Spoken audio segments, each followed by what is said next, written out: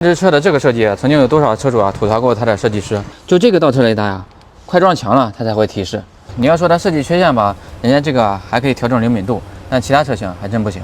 好，咱们先看一下现象。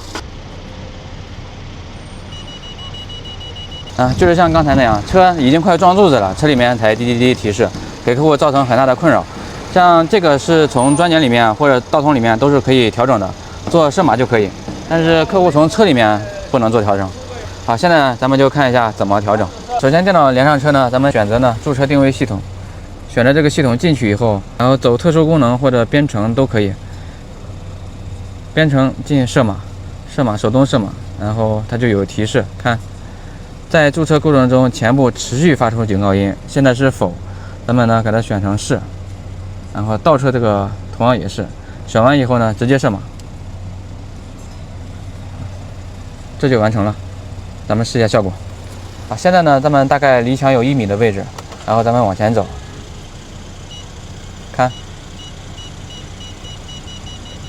咱们再看一下车里面的状况，现在呢离墙大概有1米多。然后往前走，看，在有第一个黄色灯亮起的时候，已经有提示音了。